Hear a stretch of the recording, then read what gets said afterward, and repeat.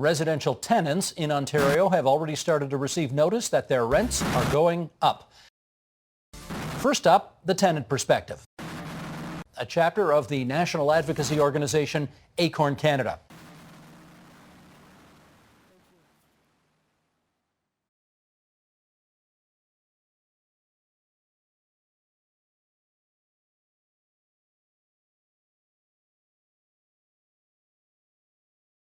I'm Tony DeCiccio. I live on 65 Sanford Avenue South, and yeah, what can I say? It's a serious matter, and I hope they put a stop to this of a higher power.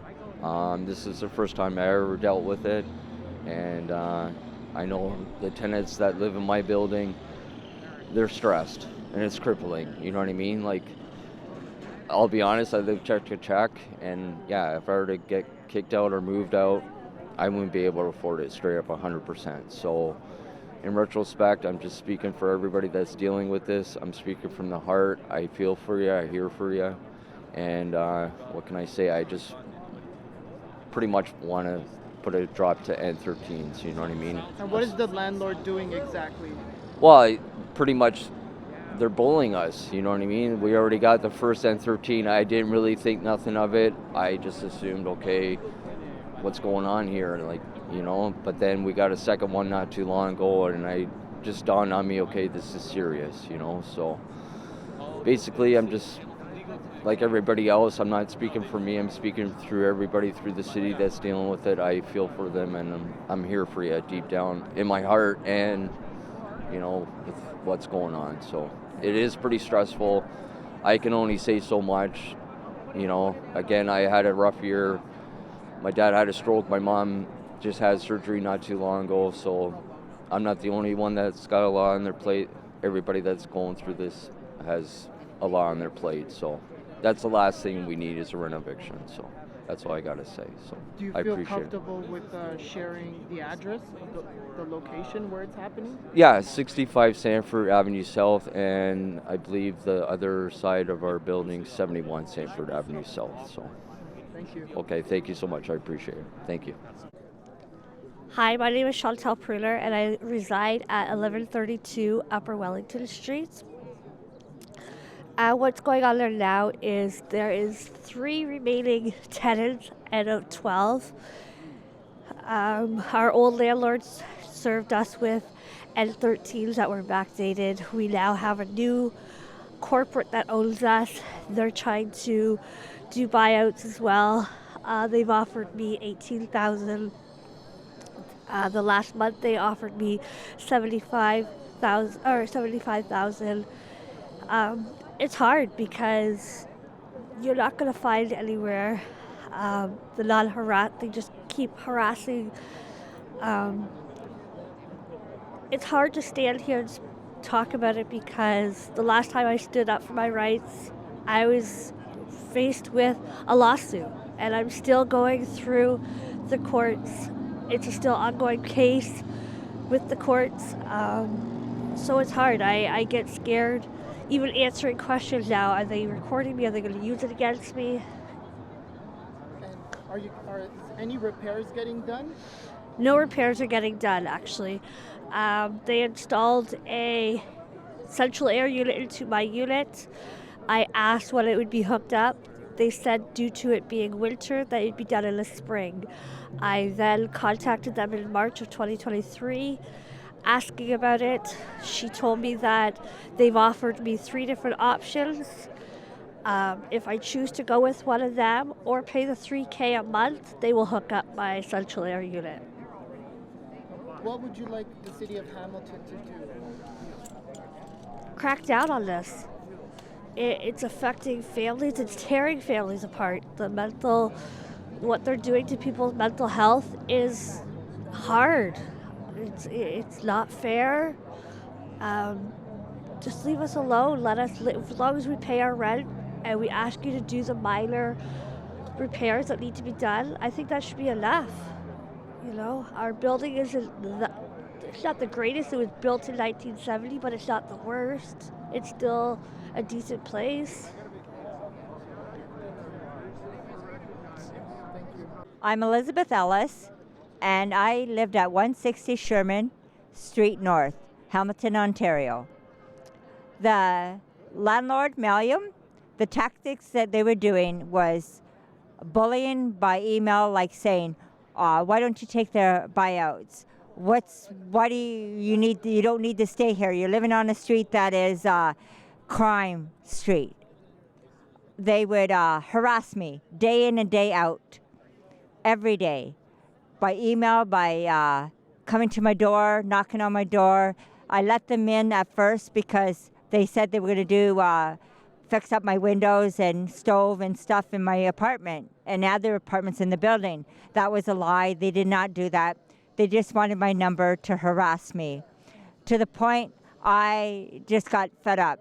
After seeing them harass people in my building, mothers with children, there was so much bed bugs and cockroaches over the walls in the foyer coming down the stairs, and that's the only way we can get out, that it was disgusting. They wouldn't repair anything.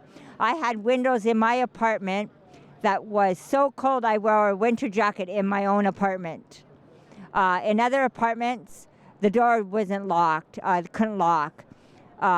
People were just not happy with not anything getting done. So he bullied a lot of people. They all left for their different reasons. And finally, one day they came to my place. I had worked a night shift at my new job, and they sat down and they were very personable with me, talking about my kids and saying, you don't want to live here. They talked to me about 2.5 hours. They kind of harassed me at the same time. I asked if I could come back. They said I couldn't afford it, and I didn't have enough money in my bank account to afford their new rents. I said to them, how do you know what I have in my bank account? I got very upset. I took the buyout for $2,500. The repercussions, I just started this job, so I was still on welfare. I did not have welfare for 4 months because I took this buyout, not knowing these conditions. So I was behind my rent for 4 months. I did took the buyout, so they dropped the rent that I owed, and I left. And the only reason, I was 1 week from being on the street, and a friend of mine needed a place to stay because they lived in a hotel full of rats. So we both went and looked at this apartment that I'm in now, and the landlord happened to know my friend and gave us the apartment. And that's the only reason, because my new landlord said he wouldn't have rent to a female by myself. We want to stop people from renovictions. We want to stop bullying and telling people they're no good and that they're not worthy to be living in their apartments. And this Malcolm, to this day, we're 2023, I was renovicted 2018, and they still do not have anybody living in their buildings. That is a shame. There's a housing crisis, and we've had rallies at 160 Sherman. It helped a lot. They were cowards. Malcolm would drive by when they seen us there. They didn't come to us. They didn't treat us like human beings. They treated us like we're nothing. Throw them on the street. Who cares? Why do we don't have to care about that? But it's wrong. We need to care about our people. We need to care about renovictions. We need to say this is not fair. People need food. They need shelter. And I was one of the first person in Hamilton to be renovicted. So please stop renovicting people. Stop treating people like they're nothing, like dogs and cats, and they get treated better. Stop doing this. You know, profit over people is wrong. People are hungry out on the street, not having food. You know, I lived 2 months barely eating and having to go to food banks. And I have dietary needs that half of the stuff at the food bank I couldn't eat. And it's not fair that we have to choose rent over food or be on the street, be out on the street because this is just wrong. And there's so many people out on the street, and Hamilton just wants to push them under, push them away like they don't matter. I like the city of Hamilton to give more penalties to the landlords for rent-evicting people if they don't have cause to ask the tenant to leave. When they do repairs, the tenant should be allowed to come back at the same price or a little higher. But that's the agreement between the tenant and the landlord. We want to see more landlords, if they are not occupying their residencies after a year, they should be fined, a hefty fine. We're in a housing crisis now, and we need everybody to come together and get people off the streets, get people into housing and affordable housing. And if these buildings that we have, like on Barton Street, because I live on Barton Street area, that we need to ask the city to fix these buildings up instead of having them vacant and make housing out of them. Hello everyone, my name is Pauline Roberts and I'm a member of Acorn chapter downtown, and I'll be emceeing our press conference today. Janeka is going to start with the land acknowledgement. Janeka, thank you. Thank you, Pauline.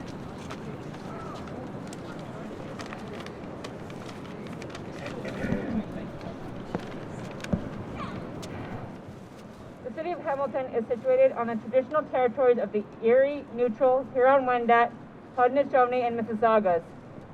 This unceded land is covered by the Dish with One Spoon Wampum Belt Covenant, which was an agreement between the Haudenosaunee and Anishinaabe to share and care for the resources around the Great Lakes. We further acknowledge that this unceded land is covered by the Between the Lakes Purchase 1792 between the Crown and the Mississaugas of the Credit First Nation. Today, we are home to many Indigenous people from across Turtle Island, North America, and we recognize that we must do more to learn about the rich history of this land so that we can be better to understand our roles as residents, neighbors, partners, and caretakers. To recognize the land is an expression of gratitude and appreciation to those whose territory we reside on. It is important to understand the long-standing history that has brought you here. Acorn Canada is dedicated to honoring the land that we reside on and recognizing the experiences of the Indigenous, First Nations, and Métis peoples across Canada. Thank you, Janeka.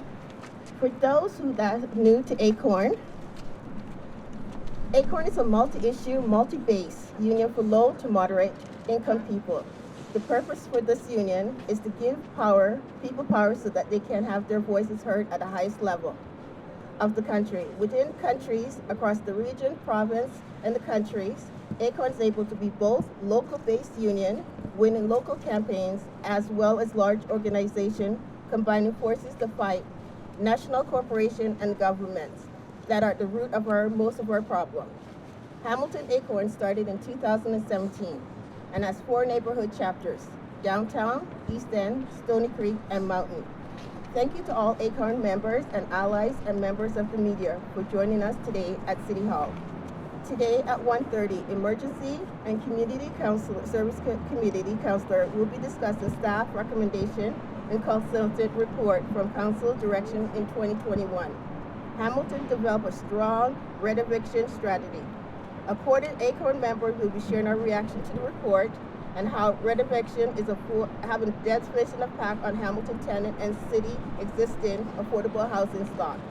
Acorn demands for city to take bold action and action to hear from our allies and Hamilton Community Benefit Network and Acton in Toronto.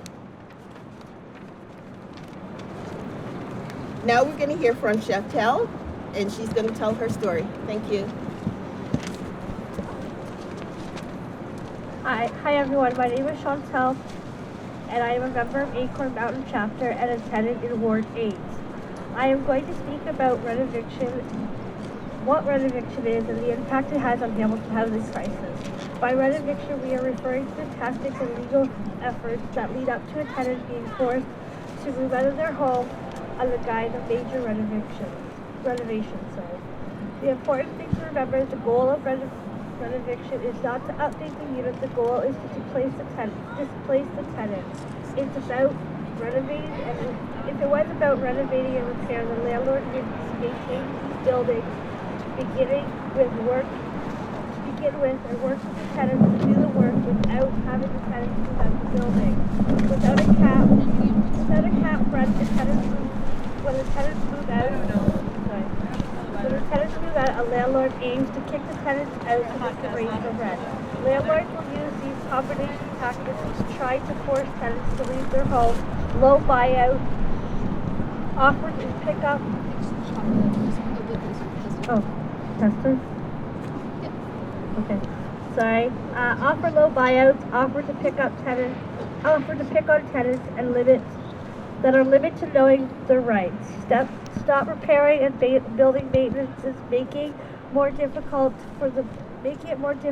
buyouts or applying. Higher buyouts, giving tenants N13 eviction notice. Renovictions is fueling the housing crisis in Hamilton. We lose affordable units, raising rents, increased homelessness, displacing of low-income and helpless residents.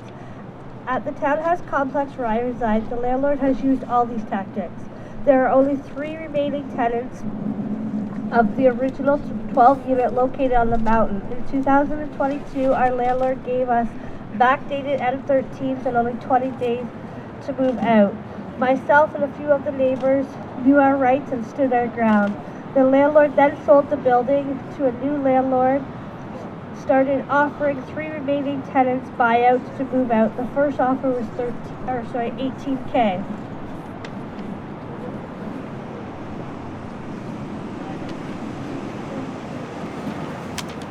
Despite saying over and over again, the landlord has continued to harass us, me and my family, to move. The latest offer last month was $75K.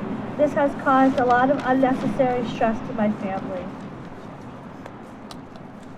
Thank you.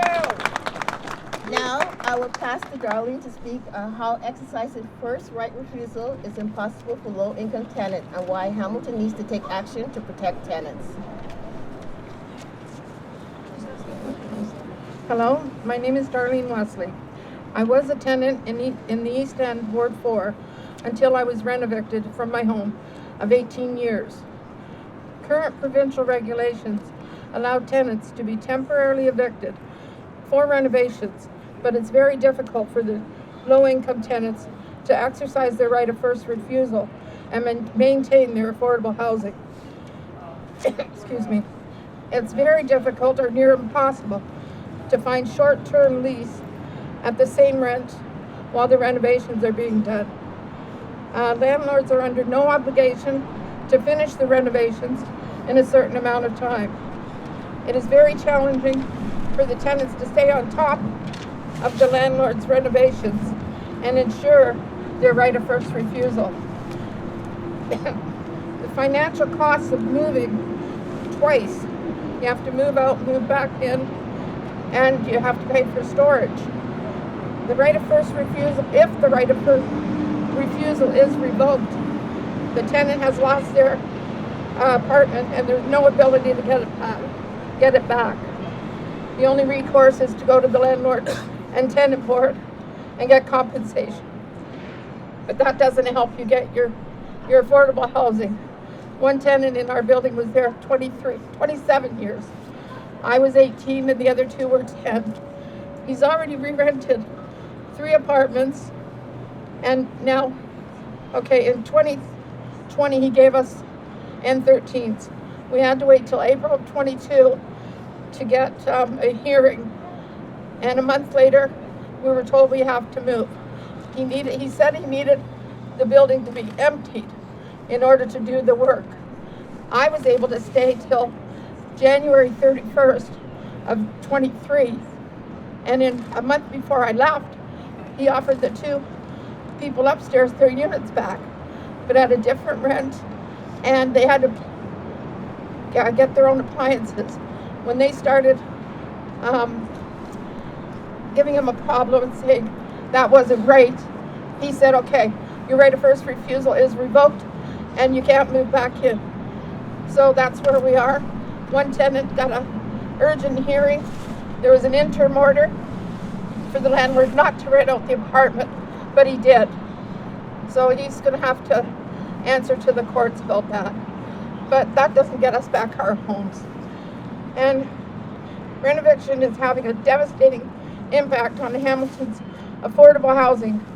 Hamilton tenants are counting on the city of Hamilton to take bold action to protect low-income tenants and affordable homes. Pauline, thank you. Thank you, Darlene.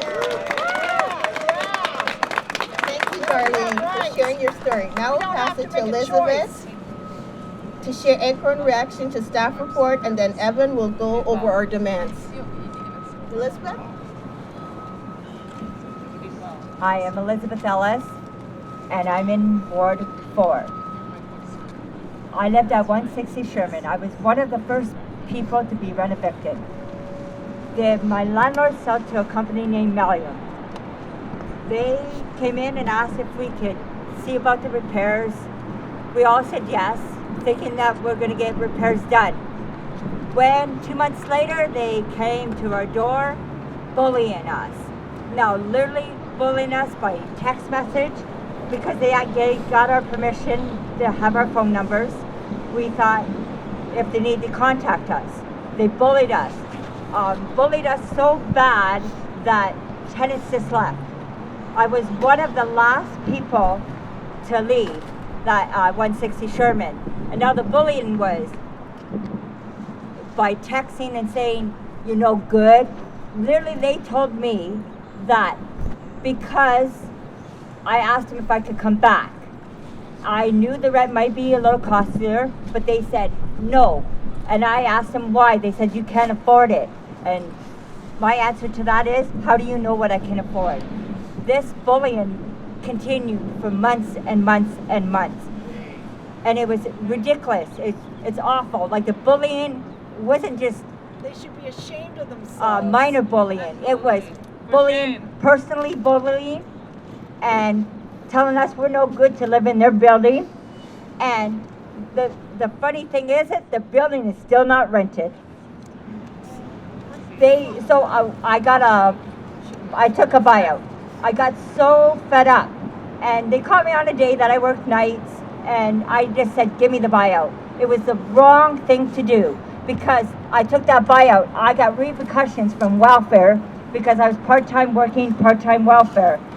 I worked only 2 days a week at that time. So I got penalized by welfare for 4 months, no income coming in, and also people that lived in my building, some got homeless, some got their kids taken away because of they didn't have a place to go. There was bugs up the whole foyer and in people's apartments. So many bugs you didn't even know where the wall was. That is so ridiculous. It was, and they wouldn't do any repairs whatsoever. And no, we cannot let landlords or companies get away with throwing people out on the street, because what we're doing, the city is making homeless people, and homeless people, we don't deserve as Hamiltonians to be treated like that. And now landlords are allowing homeless people to sleep in the mailroom in the hallway areas. And I took the buyout of $2,500. I had to go to a place that was double my rent. And it was a basement apartment that had 2 small little windows. And I've been living there 4 years. And I was just fortunate that I knew somebody that knew the landlord to get in there, or I would have been on the street. That's what we're all afraid of. Everything's costing too much. Like, we don't have to make a choice. Either we have a roof over our heads and starve, or we eat and not have a roof. Exactly. You know what? It's not fair. The prices are going up due to COVID, and Should not be creating homelessness. So landlords, that's what they are. Stop creating homelessness. Yeah.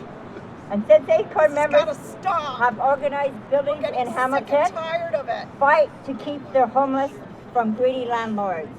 We have held a town hall preference conference, rallies, walks, tours with our allies, meeting city council and city staff. We gotta stop renovictions.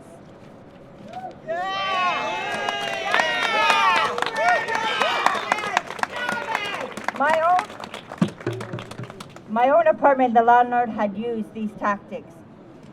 But we just want to say, we got to stop homelessness. We got to stop renovictions. You know, I was the first one, and that is 2018. This is 2023, and it's still happening more now than ever. So we're sitting here saying, stop renoviction. Stop. Give people homes. We need home. We need food. If you want people to work, they need these necessary things. It doesn't matter if you're on ODS, OW, working. I'm a working person and I still can't afford these rents. You know, I make good money, and these people that are lower income cannot afford even a one bedroom nowadays. So let's stop renovictions.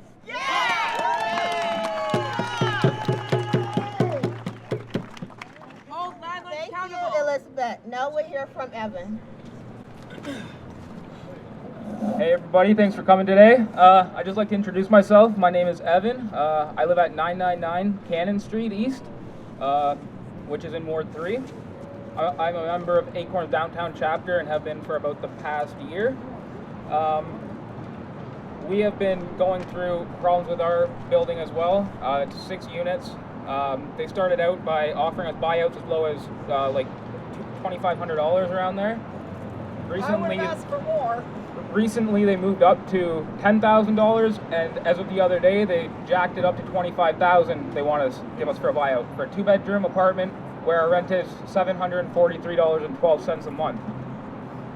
I couldn't afford to live. I'm on ODSP, and I'm already basically at the max for that I can get, like that I can pay. So. Yeah. Need to increase ODSP and OW. We need that increased. So when we joined Acorn, we ended up getting some support from the Tenant Defense Fund, which right after that, Acorn dropped, not Acorn, our property managers dropped the,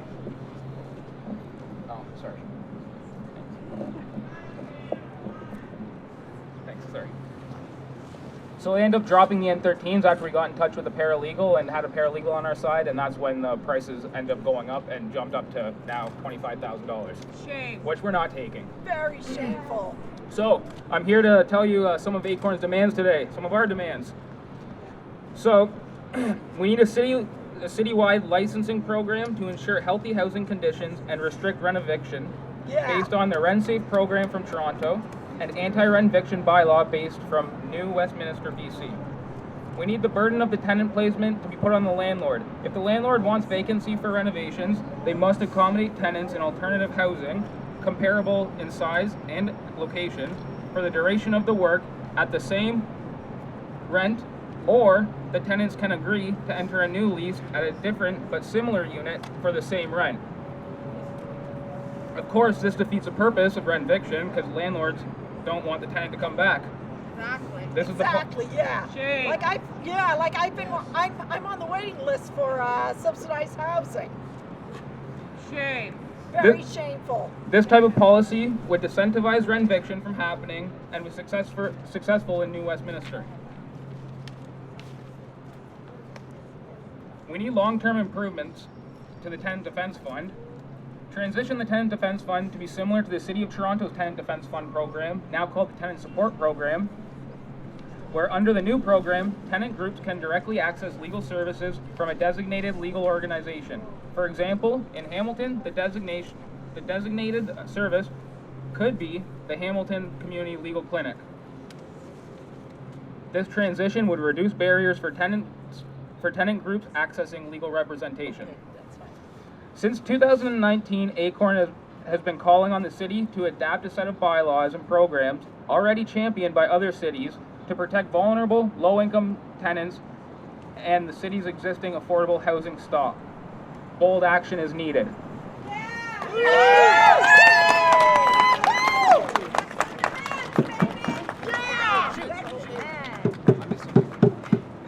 So something else that we need to demand is tracking when apartment buildings are being sold.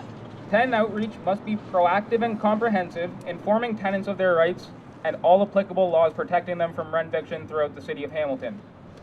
Change in the building ownership is often the first sign that tenants are going to face renoviction, and it could be coming soon as more mom and pop and individual landlords sell out to investment companies. We need improvements to the Tenant Defense Fund, which helped me out. We need meaningful increasement to the annual funding to the Tenant Defense Fund. It has been $50,000 since 2019. Without a significant increase, the fund won't cover the increasing need for tenants to have legal representation to protect their homes. We need to expand the Tenant Defense Fund to cover N12s. N12s are the cheapest and quickest way landlords can get you out of your place.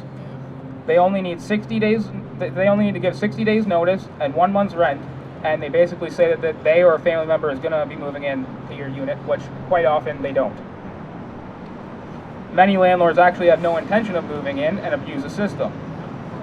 Tenants' maintenance applications, T6s, and allow tenants to pursue other legal processes at the Landlord and Tenant Board, Local Planning Appeal Tribunal, Divisional Court, or other administrative tribunals or court with the intent of preserving affordable housing, rental housing in Hamilton.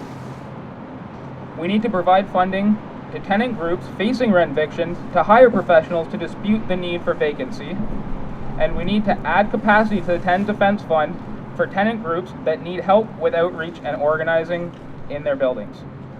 We need to create a vetted list of paralegals that have expertise and experience in representing tenants in above rent guidelines, N13s, N12s, T6s, and it should be shared with tenant groups. Right now, it is up to tenants to find their own paralegal. A list of recommended legal services will make it easier for tenants. Now I'm done, guys.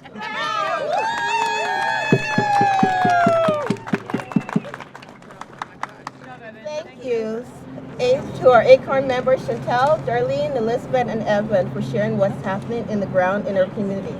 Now we'll hear from two allies in support. First, Karen Andrew from ATCO is a close ally to ACORN, and we're happy she's joining us today. Karen, thank you.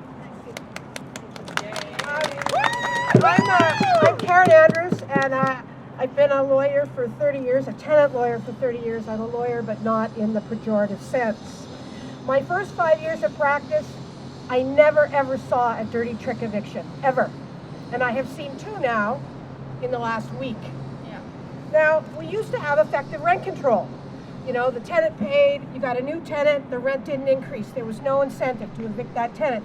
We had the Rental Housing Protection Act. That's gone. And the government, believe it or not, used to build a lot of affordable housing. There is simply too much money on the table for landlords not to exploit this. There is no economic incentive to keep a long-standing tenant there at a low and reasonable rent. The fines at the Landlord and Tenant Board will not deter this practice, and damages that any tenants will claim are not great enough to deter this practice. Criminal. Now we need action and we need law, and I'm here because I think the City of Hamilton and I think the Province of Ontario can enact laws that can deal with this issue, and we need not to let the feds off the hook. They need money to provide us to build affordable housing under the National Housing Strategy. I think Hamilton has the powers to pass bylaws to solve this problem. The report that your councillors are getting says no. I think yes. And why do I think yes? Well, here's the $10 Supreme Court of Canada rule, dual compliance. You know, you can set up a regime that works to stop this just as it is in the Rental Housing Protection Act. You can have two regimes, and please don't let them tell you that you can't. The cost of not doing this is terrible in terms of health, shelter, and human misery. So whatever it takes and whatever it costs, this has to be fixed. Now! Thank you. Thank you so much, Karen, for joining us and speaking today. Now we'll hear from Carl Andrus from Hamilton Community Benefits Network. Carl. All right. Thank you. I feel like we've been here before. In fact, I know we've been here before. I know I've actually stood here before in front of you all. So the first thing I want to do is thank all of the tenants that are coming out again to tell your very personal stories. You all deserve a round of applause because you, in good faith, met with consultants from the City of Hamilton. You told them your stories. You told them what needed to happen. And before you again, you have to come back and tell them again. So I'm here all to thank you all first off for doing that. It's so brave of you. It's so hard to stand up in front of elected leaders time and time again and beg for what should be your rights as a human being, as housing is a human right. So thank you all. That being said, I want to speak to the fact of the consultant's report that's before us today. That report touches on the fact that renovictions aren't actually occurring, that your personal stories are anecdotal, and that landlords are only a few bad actors, and that what you're here is exaggerating the cases of what's going on in this city. And that is not true.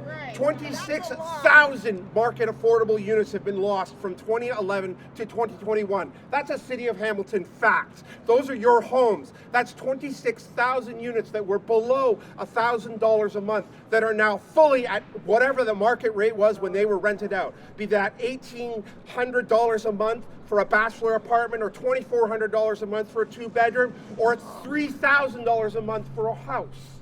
Those are facts, and I'm so happy to stand with you here today to try and remind our newly elected council, a council which I will remind them elected on a change transition, that they were going to do things differently at City Hall. Well, this is your time to show it. You need to push back on this report. You need to send staff back to do their homework. You need to hire some people who are going to give you proper advice, not an outside consultant that's going to talk to landlords and tell you what landlords want you to hear. So please, City Council, go back and do your jobs and look at the ways that you can pass proactive bylaws to stop renovictions, to stop the hemorrhaging of affordable housing, and protect the residents and citizens of Hamilton. Thank you.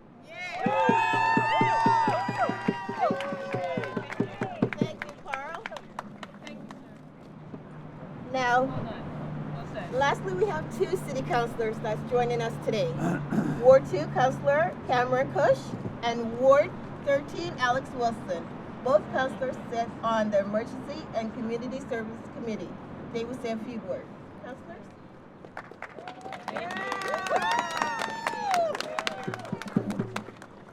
Thanks very much for having us here today. I'm here with Ward 13 Councilor Alex Wilson, who's a renter, and who will speak to the experiences that are happening here in 2023. I firstly want to say that I'm really proud to represent Ward 2, proud of so many people showing up here, and honestly don't have a ton to add to the already very clear demands you can see at the sign to the left of me, which make it painfully clear we need to have an anti-renoviction bylaw. That needs to happen in Hamilton. In Ward 2, we have the highest proportion of renters across the city, and the majority of people who pay taxes in Ward 2, the majority of people who live in Ward 2 rent their homes. I need to say this over and over again to make it really clear what the impact is here in the most dense part of our city. We cannot wait to enact legislation. I get it, it's going to be a risk. We're going to have some people who are angry. There's going to be people who are saying, landlords who are saying, this isn't fair. You know what's not fair? People losing their homes. Yes. People being pushed out of the city with nowhere to go. Hamiltonians who live in our city deserve to continue to be able to live in our city, deserve to be able to afford the very basics of their lives and livelihoods, and the city is the last stop measure for that. The federal government won't do anything. The provincial government is eroding people's rights. The last stop you have is the municipal government. So I commit you here today, and when I go inside for my meeting at 1:30, I will push back, I will do my job, I will support you. Thank you.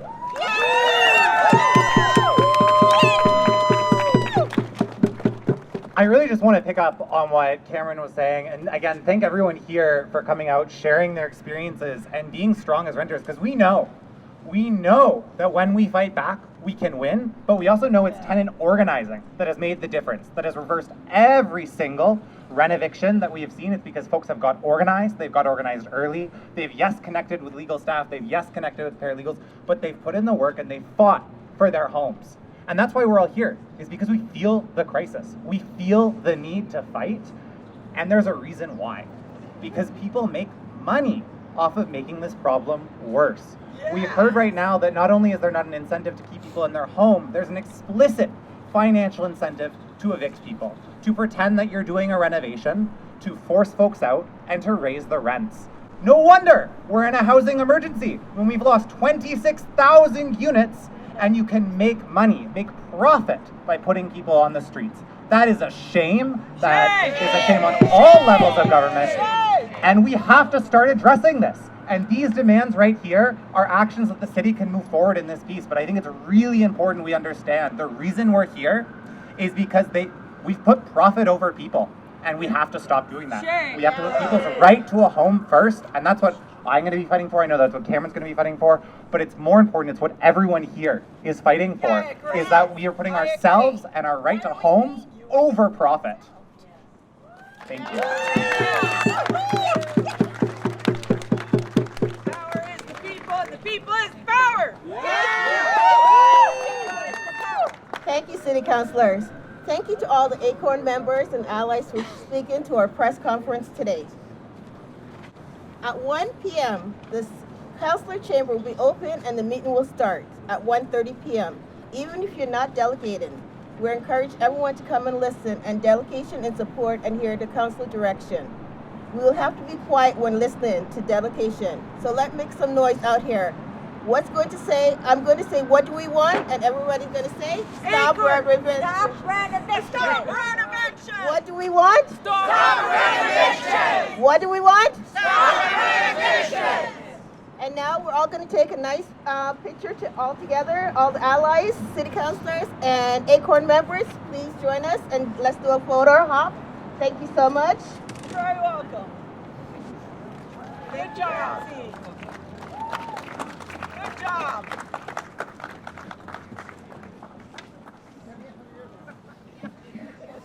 Move together.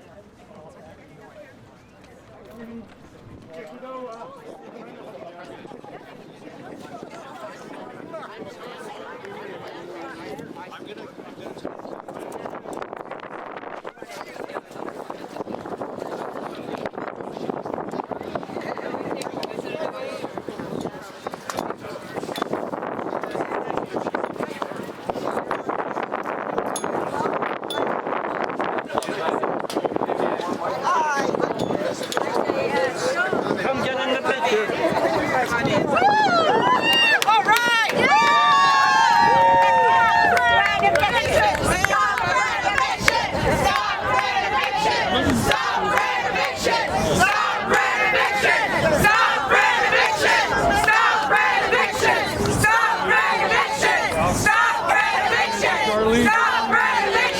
Stop renovictions! Stop renovictions! Stop